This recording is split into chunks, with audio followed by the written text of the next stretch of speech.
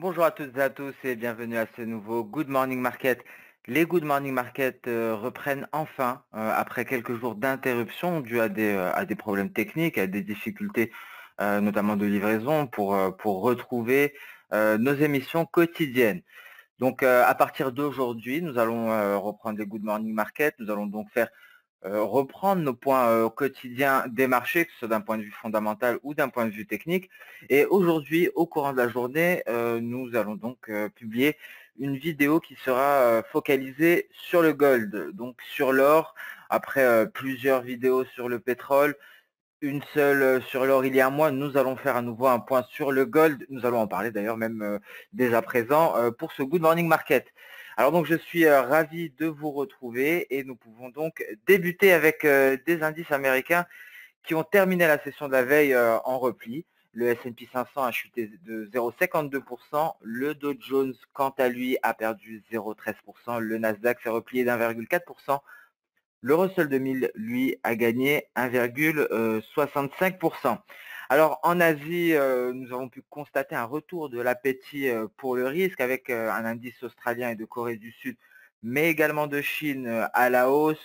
Le marché japonais était fermé étant donné que c'était un jour férié et les indices européens qui ont débuté en territoire positif. Alors, un petit point concernant le coronavirus. Donc, le nombre de cas confirmés a augmenté pour atteindre les 3,138 millions. Donc, on ajoute 76 562 cas. Le nombre de cas confirmés aux États-Unis a dépassé le million. Le nombre total de décès est passé à 218 000. Le nombre de personnes rétablies s'élève à pratiquement 1 956 000. Et donc, on poursuit à présent sur l'actualité économique et financière avec Fitch qui a dégradé la note de l'Italie à triple B- avec des perspectives stables. Nous avons pris connaissance également de la balance commerciale en Nouvelle-Zélande pour le mois de mars, une balance commerciale qui s'est élevée à 672 millions de dollars néo-zélandais. Euh, la production industrielle sud-coréenne a également augmenté de 4,6% en mars. À noter également concernant les pétroles, les revenus pétroliers de l'Arabie Saoudite ont chuté de 24% au premier trimestre 2020. L'inflation de l'IPC australien qui a ralenti au premier trimestre 2020, passant de 0,7% à 0,2%. Et toujours concernant le pétrole, les données de l'API ont fait état d'une augmentation à hauteur de 9,98 millions de barils. Donc ce sont des stocks bien entendu hebdomadaires. Et sur le volet des publications des résultats, nous avons pris connaissance hier des résultats d'Alphabet qui a fait état de revenus à hauteur de 41,16 milliards de dollars pour le premier trimestre 2020. On s'attendait à 40,29 milliards de dollars avec un BPA de 9,87 dollars, donc plus faible que les estimations. Les revenus issus de la publicité ont augmenté de 10,3% en glissement annuel. Il me semble que cela est dû à l'activité publicitaire d'Alphabet sur YouTube. À noter que cette augmentation de 10,3% représente tout de même la plus faible croissance depuis au moins 3 ans. Hormis Alphabet, nous avons pris connaissance des résultats de Ford qui a déclaré une perte nette de près de 2 milliards de dollars au premier trimestre 2020. À noter que Ford prévoit une autre perte à hauteur de 5 millions de dollars au second trimestre. Et à noter que la perte avant impôt ajustée par toutes ces perturbations concernant le coronavirus s'élève à 632 millions de dollars. À présent, le calendrier économique du jour. Donc aujourd'hui, le calendrier économique se décomposera en 3 points. On va commencer par la publication du jour, c'est le rapport sur le PIB américain pour le premier trimestre, qui devrait faire état d'une contraction. À noter que lors de la première partie du trimestre, l'économie était dans son état normal, si je puis dire. Il n'y avait pas de confinement, donc ça ne va pas refléter totalement ce confinement, mais on s'attend à une nette contraction tout de même. On prendra connaissance de nombreux résultats d'entreprise et pas n'importe lesquels, notamment Facebook, Microsoft, Tesla et Boeing. Donc aujourd'hui, des résultats majeurs. Nous en prendrons connaissance soit avant l'ouverture des marchés américains, soit après.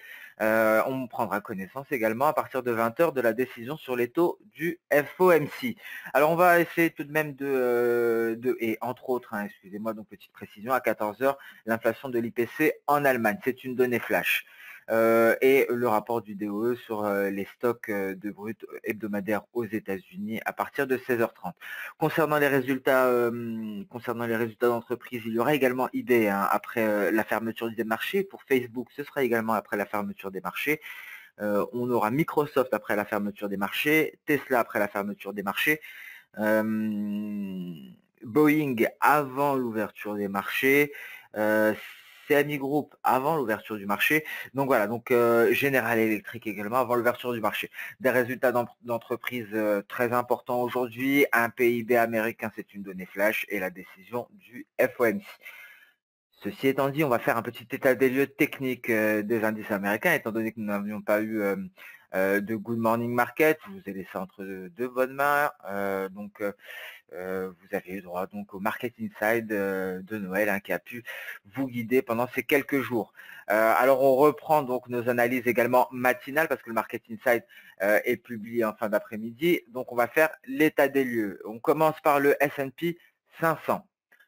Le S&P 500 en données mensuelles, donc on peut constater ici notre bougie du mois d'avril qui est en train d'effacer tout le corps de la bougie du mois de mars. À noter que le mois de mars, nous avons eu droit à une mèche inférieure conséquente, mais à l'heure aujourd'hui, on peut constater que le corps est venu pratiquement combler celui du mois précédent. Donc nous sommes arrivés à un certain niveau extrêmement important qu'on peut constater en tout cas sur le S&P 500. Nous avons développé. D'un point de vue général, les indices font face à des résistances majeures. Il y a peut-être une petite exception, c'est pour le Dow Jones. On peut imaginer encore un Dow Jones qui poursuit à la hausse, car le Dow Jones est encore loin de sa résistance majeure, qui est à 25 000 points. Par contre, les autres indices sont aux portes, si ce n'est nez à nez avec ces résistances. On va en parler. Tout d'abord, on passe sur le DAX en données hebdomadaires. Donc, on peut constater déjà en hebdomadaire sur le DAX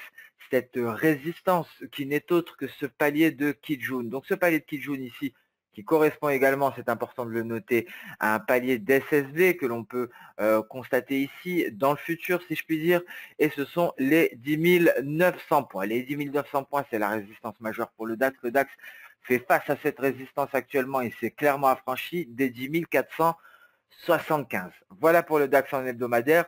On va développer en journalier, on va développer en H4, on va développer en H1 également pour le DAX. Mais avant cela, on va s'intéresser au Dow Jones également en données hebdomadaires. Cette résistance pour le Dow Jones n'est autre que ce palier de SSV. Ce palier de SSV ici qui correspond grosso modo aux 24 425, 24 415. C'est une zone de résistance 24 450 plus largement. Donc on peut le constater ici. Nous avons en hebdomadaire une forte résistance.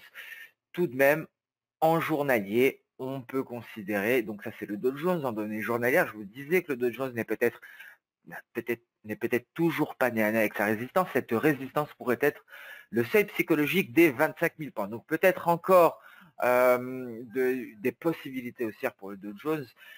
La situation est différente pour le DAX. Le DAX qui est vraiment aux portes de cette fameuse résistance, les 10 900 points. Je vous rappelle ici en journalier, en hebdomadaire, cela correspond grosso modo les 10 900 points à ce palier de Kijun. En passant sur du journalier pour le DAX, les 10 900 points correspondent grosso modo à ce palier ici d'SSB, mais également à un palier de Kijun issu du passé. Donc concrètement, un DAX qui est pratiquement nez à nez avec sa résistance, actuellement il est à 10 834, et donc une résistance que l'on peut constater également ici en hebdomadaire, qui est à 10 900 points pour le DAX en données journalières. Donc un DAX qui est nez à nez avec sa résistance. On va s'intéresser à présent aux autres indices en données journalières, à l'image du CAC 40, le CAC 40 également qui a peut-être un petit peu d'espace, un petit peu de marge en vue d'une progression haussière. Sa résistance n'est autre que les 4550 points. Donc 4550 points, c'est ici le point bas du 24 décembre 2018.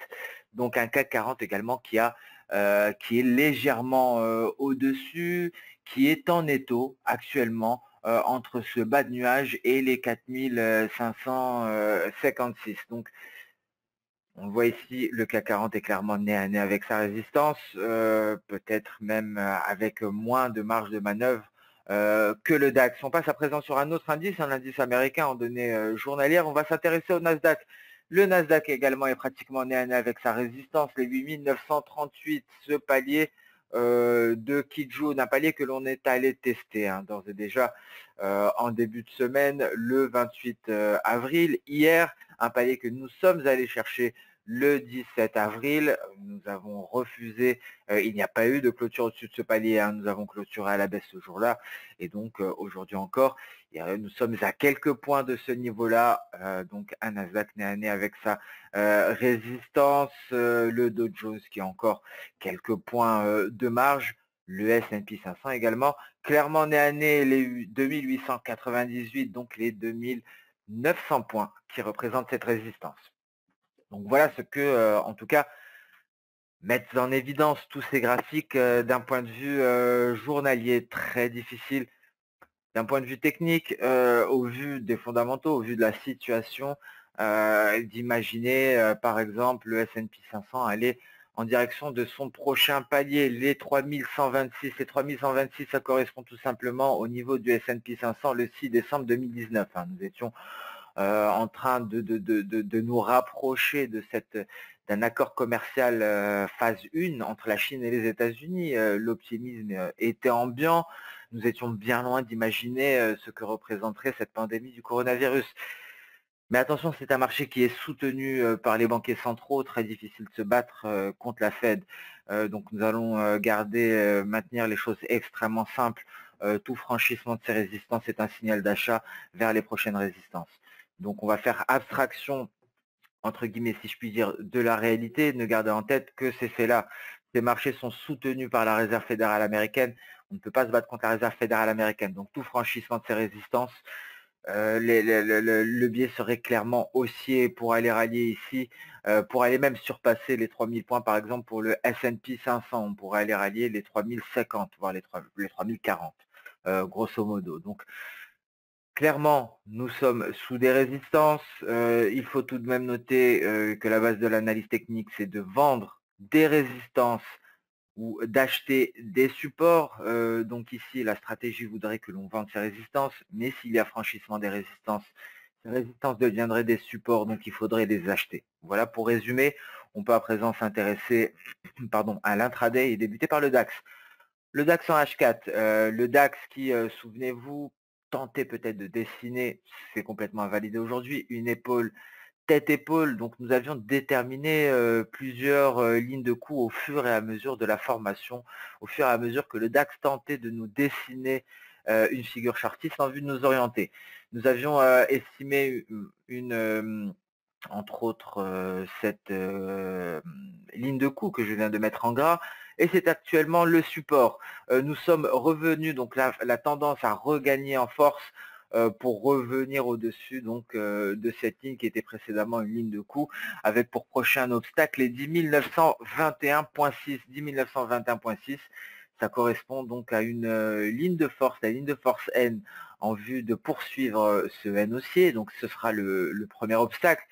Si ce niveau est franchi, ce serait pour aller chercher les 11 180. Donc nous serions en plein milieu de ce gap, pratiquement en plein milieu, et ce serait le niveau à aller chercher en cas de franchissement de N et 10 921. En revanche, car il faut bien donner deux scénarios, et je pense qu'il ferait mieux, je ferais mieux donc de m'attarder sur les scénarios alternatifs au vu de la situation actuelle. Tout franchissement de cette zone de support, la zone qui est déterminée entre V et NT, toute cassure de ce support serait un signal de vente extrêmement fort. Donc voilà les deux scénarios. Nous avons notre range entre V et N, donc entre 10 920 et 10 700.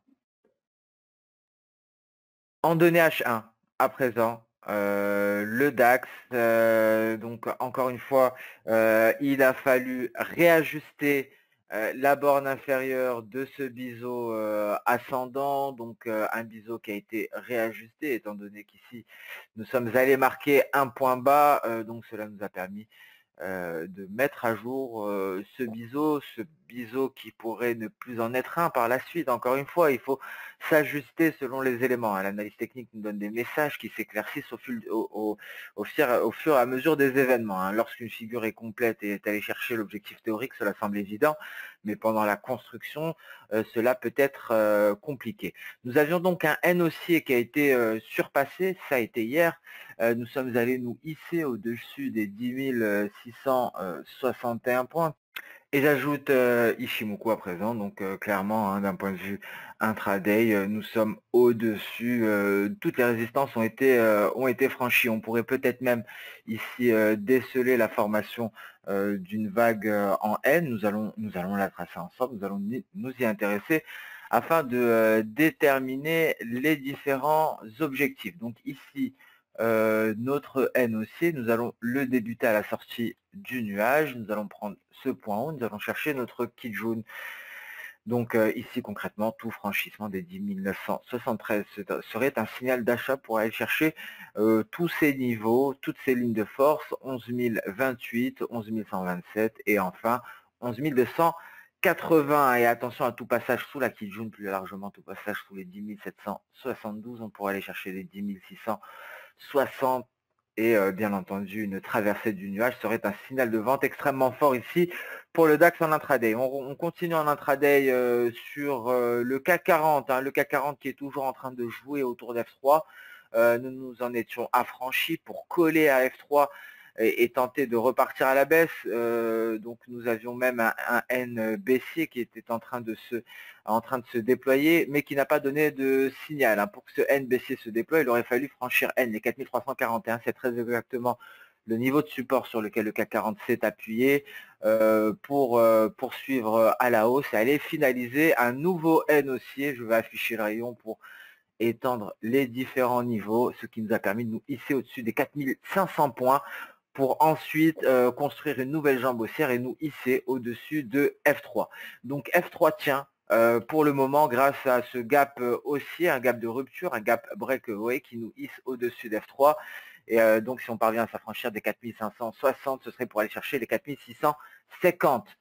Donc une belle amplitude ici en cas de validation du franchissement de ce niveau. C'est un gros niveau, je vous le rappelle, ce serait un niveau extrêmement fort, hein. Ce franchissement, c'est un niveau que l'on est allé tester à maintes reprises sans parvenir à s'en affranchir. Donc prudence à tout franchissement de ce niveau, ce serait un signal d'achat pour aller chercher, pourquoi pas eux, aux alentours des 4700 et même nous téléporter donc aux portes de ce gap resté béant sur le CAC 40.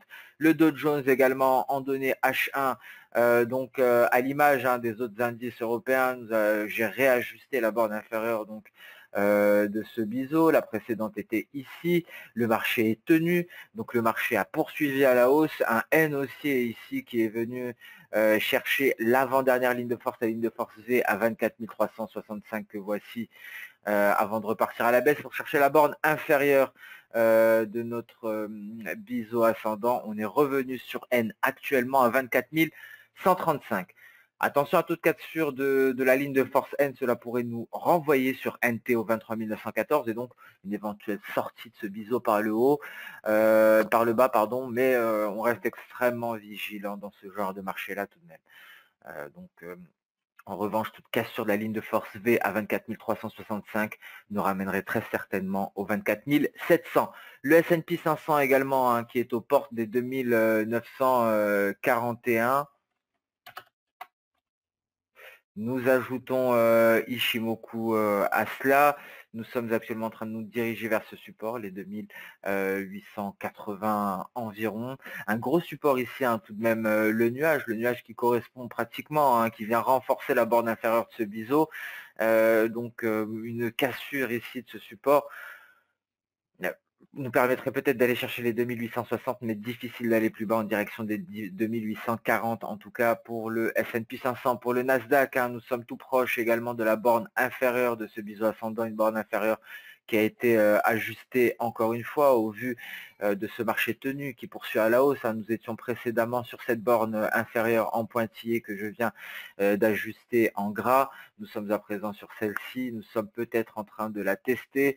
Si on rebondit dessus ou en tout cas si on poursuit à la hausse, nous avons pas mal de niveaux. Issus de ce N haussier, nous allons en ajouter le rayon en cas de poursuite à la hausse. Il faudrait valider franchissement d'NT 8826 pour aller chercher V 8850 et pourquoi pas les 8886 ici.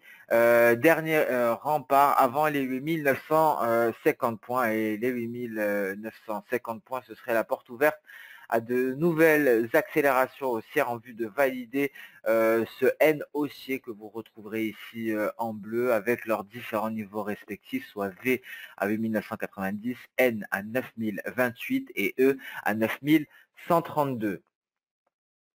Voilà pour les indices. Nous allons passer sans plus tarder sur les matières premières. Les matières premières, nous allons nous intéresser au gold à quelques heures de notre publication de cette vidéo sur le gold avec des perspectives extrêmement haussières. Nous sommes tout de même toujours en dessous des 1731 en hebdomadaire. En journalier, il semblerait que le gold est en train de nous dessiner un triangle symétrique à l'image de celui-ci. Souvenez-vous la sortie de ce triangle symétrique. C'est ce qui nous avait permis d'aller marquer ce point haut à 1700 $ l'once, 1700 $ l'once. Souvenez-vous de ce niveau, c'est le point haut à la sortie après le pullback sur la borne supérieure du triangle symétrique, et donc 1700. Et souvenez-vous également que lors de ce précédent triangle symétrique, l'apex était à 1567. Là, voici l'apex que l'on retrouve ici. Donc l'apex, c'est le centre du triangle symétrique et l'apex est un niveau support résistance extrêmement fort. Donc on va essayer de se souvenir de tout cela. Cet apex, nous sommes allés le chercher par la suite le 31 mars, ce qui nous a permis de repartir à la hausse pour tenter de construire ce nouveau N haussier. Et lors de la construction de ce N haussier, qui aurait un objectif ultime à 1924, nous sommes en train de construire un triangle symétrique. Un triangle symétrique qui nous rappelle le précédent triangle symétrique qui avait un apex qui a joué un rôle majeur par la suite et qui a marqué un point haut à 1700 $. J'en reviens à ces 1700 $. Figurez-vous que les 1700 $, ça correspond à l'apex du triangle symétrique en cours de formation actuellement. Donc un niveau qui jouera un rôle crucial dans le futur, très certainement. En tout cas, pour le moment, on attend une sortie par le haut de ce triangle symétrique. Ça semble confirmer notre scénario de long terme sur le gold et donc à 1700 $ qui pourrait prendre la place des 1567 auparavant lors de ce précédent triangle symétrique. À suivre en tout cas, c'est une première piste en vue de déployer cette hausse sur le gold. On va parler des fondamentaux du gold en cours de journée. En données H4, on le voit, ce triangle symétrique avec les 1700 $ ici, cet apex qui correspond à même à un palier de Kijun en données H4 sur le gold. Pour l'heure, le gold, après avoir testé la borne supérieure de son triangle symétrique, n'est pas parvenu à aller chercher la borne inférieure de son triangle symétrique. C'est peut-être un signe de faiblesse et peut-être un signe avant-coureur d'une éventuelle sortie par le haut. On ne peut pas déterminer par où vont sortir les cours d'un triangle symétrique. En revanche, si les cours n'arrivent pas à aller tester une borne après avoir testé l'autre borne, cela indique qu'on pourrait peut-être en sortir dans l'immédiat. C'est ce qui s'est passé. Le nuage nous a empêché d'aller chercher la borne inférieure après avoir testé la borne supérieure. C'est ce que l'on voit ici en pointillé. Donc, normalement, après avoir testé la borne supérieure, on devrait se replier en direction de la borne inférieure pour repartir à la supérieure, ainsi de suite.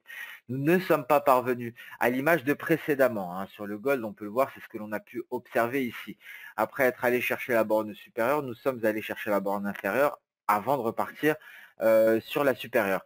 Cette fois-ci, le nuage a renvoyé les cours à la hausse, on n'est pas parvenu à aller chercher la borne inférieure. Cela ne veut pas dire que le gold ne sera pas en mesure de le faire à présent. On pourrait aller chercher la borne inférieure dès à présent avant de, pourquoi pas, repartir à la hausse en vue d'en sortir par le haut. Mais il y a également de fortes probabilités que l'on en sorte immédiatement si l'on vient s'affranchir des 1715 de ce palier de Kijun. Donc prudence. Ici, il faut noter que même lors de ce mouvement baissier, nous ne sommes pas allés directement à la baisse. Nous avons rebondi d'abord sur les 1673 avant de se replier pour aller tester la borne inférieure à ce niveau-là. Donc, c'est un scénario qui pourrait se reproduire, hein, et donc ça correspondrait très exactement à ce scénario en vue de rebondir, de tester la borne inférieure à ce niveau-là. Donc voilà pour le gold, une situation peut-être de plus en plus claire, mais il y a encore différents scénarios possibles. Nous allons aborder à présent, cela fait longtemps, le café qui a été fortement pénalisé par des records historiques, sans précédent, hein, bien entendu, de l'USD BRL. Donc l'USD BRL à présent se replie, nous avons marqué un nouveau record historique à 5,72 et on se replie en direction des 5,44. On va chercher la ligne de force V, cette ligne de force V correspond à ce N haussier. Nous avons même surpassé, si je puis dire, la ligne de force E en clôture. Donc voilà ce N haussier, hein, pour plus de clarté, que nous allons mettre à la même couleur que nos projections de Soda. Donc nous l'avons même surpassé, nous l'avons invalidé rapidement ici pour aller tenter à nouveau, mais ce fut un échec et on se replie à présent, on se replie en direction d'F2. Souvenez-vous, ces speedlines ici, nous sommes allés tester une dernière fois F1 pour aller chercher F2. Attention à tout franchissement d'F2 et plus largement, donc vous comprendrez pardon, que nous sommes à la croisée des chemins concernant l'USD BRL, le dollar américain contre le réal brésilien, donc attention à tout franchissement ici et d'F2, mais surtout de cette zone qui est comprise entre 5.4165 et 5.4418. On pourrait assister à une accélération du repli pour aller chercher NT à 5.18, voire même F3. NT correspond pratiquement à F3. Donc attention, sur le SDBRL, cela ne va pas, cela ne nous déplaît pas, hein, nous qui intervenons sur le café. Cela pourrait libérer le café, hein, de toutes ces pressions baissières, le café étant corrélé à l'USD-BRL. Donc cela pourrait le libérer. Le café qui reste bloqué sous NT, les 107,60. NT, c'est bien le niveau de validité de ce N haussier. Tant qu'on est sous NT, ce N haussier n'a plus lieu d'être. Pardon.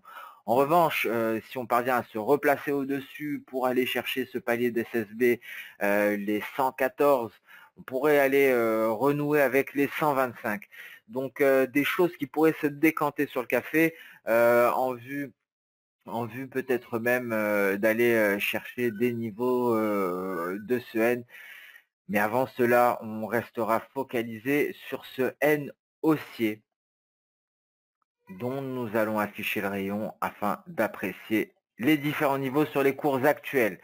Donc ce N haussier nous donne des objectifs intermédiaires avant de rallier les 125, des objectifs intermédiaires, d'abord ce d'Ishimoku, les 114, les 115,80 et enfin le signal ultime, le franchissement des 119 nous permettrait de rallier les 124 voire même les 125,40. Si on franchit les 125,40, on va directement à 129,55 et tout franchissement des 129,55, soit les plus hauts du 26 mars 2020, nous permettrait d'envisager, hein, les précédents sommets de décembre 2019, mais avant cela, nous aurons les 138. Donc on va s'intéresser à nouveau au café, le SDBRL se replie, et un franchissement ici de cette zone de support sur le SDBRL nous permettrait d'envisager tous les niveaux que nous avons énoncés concernant le café. Donc on en parle dès maintenant pour avoir de l'avance et ne pas être briefé sur le café au moment où le café, où celui-ci a déjà démarré et se situe aux alentours des 120 $, voire 122 $. Concernant les pétroles, comme convenu, hein, une situation toujours aussi compliquée, un range entre 17,80 et 18,70. On tente de s'attaquer actuellement au 18,70, plus largement au bas de notre nuage intraday en H1 sur le WTI. La situation n'est pas prête de se décanter sur les pétroles, hein. Nous avons très largement insisté sur les différents éléments. Il faut savoir que même l'Inde a presque rempli ses réserves stratégiques. Ce sera chose faite au courant du mois de mai. Concernant les pétroles, il y a eu beaucoup de nouveautés. Malheureusement, j'ai été absent. Les Good Morning Market n'ont pas pu être assurés lors des dernières séances. Je vous avais préparé pas mal de slides à ce sujet. Ça prendrait trop de temps de revoir tout cela ensemble. Donc, bon, au fur et à mesure, hein, nous allons nous mettre à jour concernant le pétrole, comme à notre habitude. Mais je pense qu'il n'est pas nécessaire de revoir tous les éléments de ces dernières séances, hein. Le pétrole est toujours sous pression. Il est irréaliste de voir le pétrole repartir à la hausse durablement aujourd'hui. Donc un pétrole toujours sous pression actuellement, en cours de test de la ligne de force NT, plus largement le bas de son nuage intraday. Ceci étant dit, on passe sur le marché d'échange, hein. Beaucoup de volatilité hier sur le marché d'échange. Le billet vert s'est clairement replié et continue de se replier, mais il fait face à un très gros support, un support qui pourrait peut-être être une première indication d'un retour à la hausse. Nous avons notre nuage ici et plus largement on se rapproche de ce niveau palier de SSB 99 215 pour le biais vert. Un niveau qui pourrait être un nouveau point de départ en vue d'une impulsion haussière. Pour l'heure, c'est baissier et donc l'euro-dollar est haussier. L'euro-dollar est haussier, mais attention, il y a beaucoup de volatilité sur le marché des changes. On peut le voir, hein, sur la bougie d'hier, le dollar index était extrêmement baissier. On est allé chercher le haut du nuage avant de se retirer. Ce qui explique ici sur l'euro-dollar cette belle hausse qui s'est vue freinée par un palier de Kijun que l'on va marquer en bleu ici, les 1,0890 environ.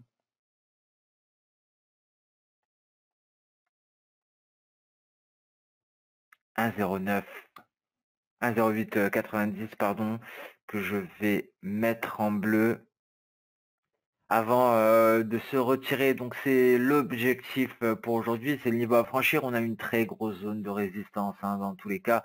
Donc il faudrait vraiment un catalyseur, un catalyseur très fort, hein, pour s'affranchir de tout cela. Donc V et NT, nous avons les 1,09.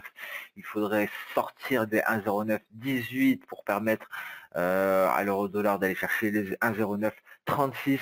Donc un biais aussi pour le moment, mais attention, de très fortes résistances en vue, une zone de résistance extrêmement large sur l'euro-dollar qui pourrait causer du tort à cette hausse en cours de construction actuellement. Pour l'heure, on devrait aller chercher les 1,08 920. Un mot également sur l'USDN, hein, l'USDN qui se replie très largement, l'USDN qui se rapproche de ce palier à 106 454. C'est un palier de Kijun que l'on va très certainement aller chercher. Cependant, attention sur l'USDN, on se rapproche, hein, de cette oblique haussière qui pourrait mettre un terme au repli sur l'USDN, une oblique haussière qui rallie les creux depuis 2016, depuis le 19 juin 2016. Hein. Donc il ne faut pas espérer une poursuite durable de ce mouvement baissier. Le mouvement pourrait se poursuivre à court terme, mais attention, on pourrait assister à un retournement haussier sur l'USDN. Pour l'heure, l'USDN est en train de franchir son nuage et devrait s'attaquer au 106 454 et pourrait même rallier en cas de franchissement de ce niveau les 105 80. S'intéresse à présent à l'AUD NZD, très intéressant. Bon, on va plutôt s'intéresser à l'AUD USD pour profiter de l'AUD. Nous avons un signal haussier ici suite au franchissement de cette zone de résistance. Je n'ai pas pu vous en parler, hein, vu les problèmes techniques, donc pas de GMM, mais c'était prêt. Le signal a été donné justement aujourd'hui. Franchissement effectif d'NT, plus largement de cette zone qui était résistance devenue support, donc inversion de polarité avec pour objectif les 0,67. Hein, donc encore beaucoup d'amplitude et c'est clairement l'objectif pour l'AUD-USD qui devrait parvenir à y aller sans grande difficulté. C'est la ligne de force N de ce N haussier ici qui se déploie depuis longtemps et qui vient enfin de nous donner un signal d'achat après s'être affranchi de cette zone de résistance. donc un N haussier qui se déploie depuis le 19 mars et qui vient de nous donner le signal aujourd'hui. Je suis vraiment très content de pouvoir vous en parler aujourd'hui, d'avoir les moyens techniques de faire ce good morning market. 0,67. Si la hausse se poursuit, hein, mais attention à tout passage en dessous des 0,6480, ça invalide complètement ce scénario. Pour l'heure, 0,67 c'est la cible pour la UDUSD. Le GBP-USD également tente ici de nous donner, de poursuivre à la hausse en vue de finaliser ce N haussier, pourquoi pas aller chercher les 1,27. Malheureusement, il fait face au 1,2484 ici, c'est le niveau qui empêche le GBP-USD d'aller chercher d'abord le seuil psychologique des 1,26, dernier rempart avant les 1,27. C'est simple, ce sont des chiffres ronds. Là, nous avons le seul chiffre qui n'est pas rond, les 1,2484. C'est ce qui nous empêche de poursuivre à la hausse. C'est un palier de SSB que l'on retrouve précédemment et c'est ce niveau qui va nous donner un signal en vue de rallier les 1,26 voire les 1,27. Donc tout franchissement des 1,2484 nous permettrait de nous attendre à un câble, un GBP-USD à 1,26, voire même 1,27 et le franchissement des 1,27 nous ramènerait à 1,2983, voire même 1,30. Voilà pour le câble et c'est sur ce que nous allons mettre un terme à ce Good Morning Market. Je suis ravi de pouvoir assurer à nouveau les Good Morning Market. Merci encore une fois pour votre fidélité et désolé pour ces difficultés techniques.